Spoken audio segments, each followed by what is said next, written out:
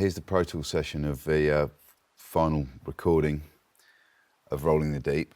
I think after having done the demo, we decided to take it to Eastcote Studios.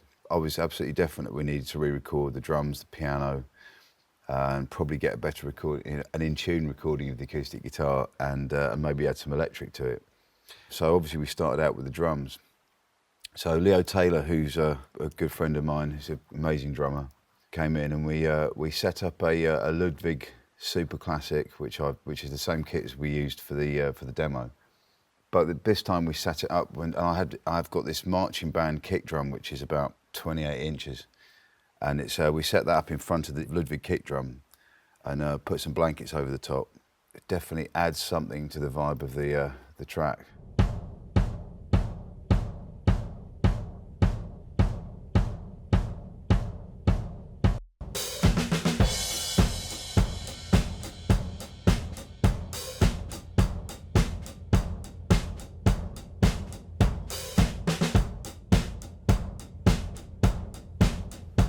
The drums were never quantized. It was a completely live performance with timing variation, and I think that was something we really felt like it was important to try and get the best performance we could without having to get into editing. So it really did feel like it had a rawness and authenticity to it.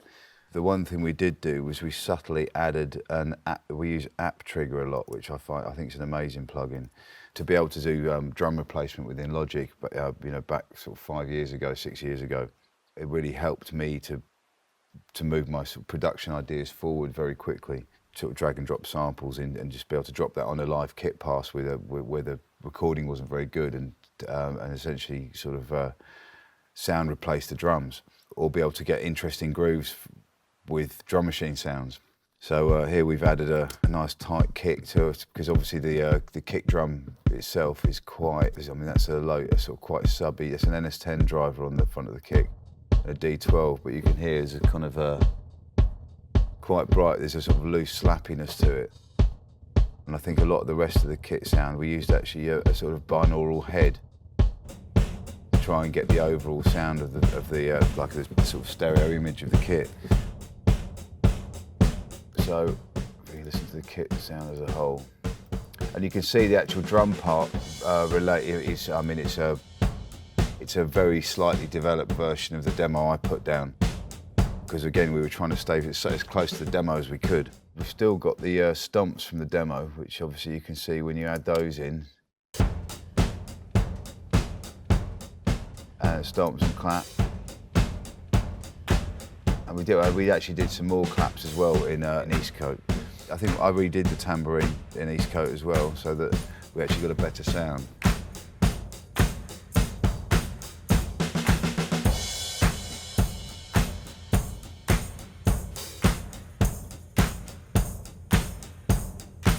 You can see here, if I open up the clap reverb, you can see how we're using the pre-delay to try and give a little bit of swing and timing to the feel of the rhythm track as well. So let's have a look. So the bass is the demo bass still. You see it's bounced out of Logic.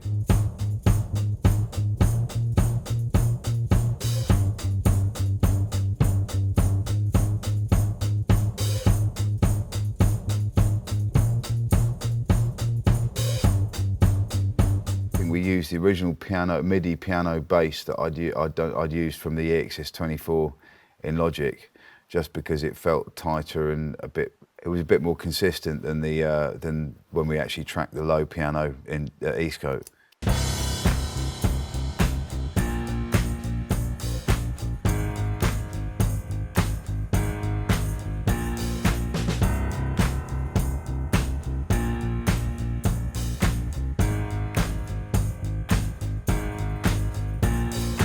So what we did add was this piano part, which I think the performance is really, really good.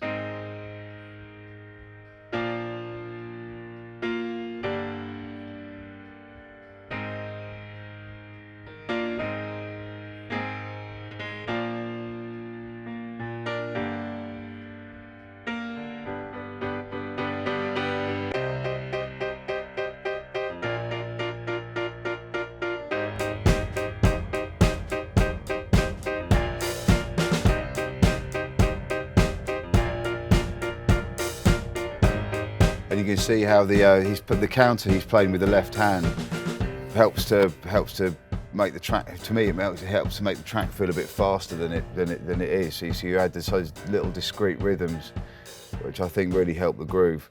We've been recording pianos with a couple of KM86s strapped to the soundboard of the piano, which is something that we discovered that Abbey Road liked to do, and it sounded great, and it seems to be quite a flexible way of how, you know, we leave the KM86s there all the time pretty much, but it seems to be quite a flexible way to actually, you know, you can open up the piano and work with it. You can close the piano off if you want to record other instruments while you're tracking piano.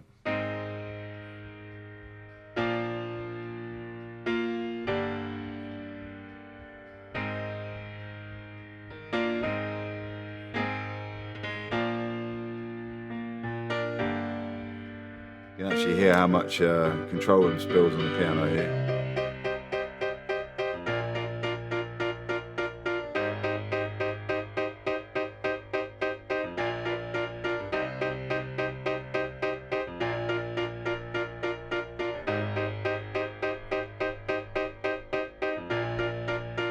To record the piano, I think we'd have definitely gone through, you know, probably the best stereo compressor that was available in the studio at the time. It may well have been 1178 or something. So let's go back and have a look at the acoustic guitar, which is obviously such a sort of key component of this track.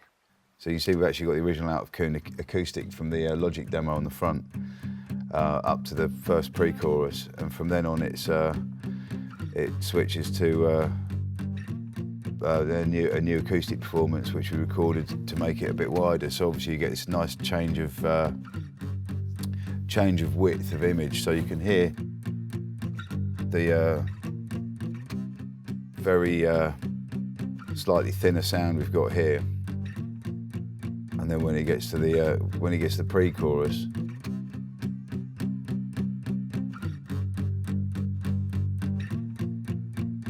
you can hear it widens up.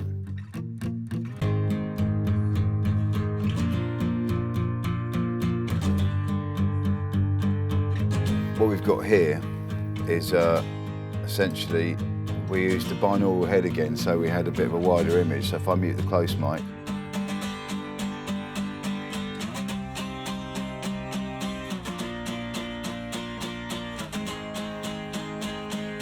so it scoops a lot of room woolliness out of that. But I think it helps to give the track a bit of width.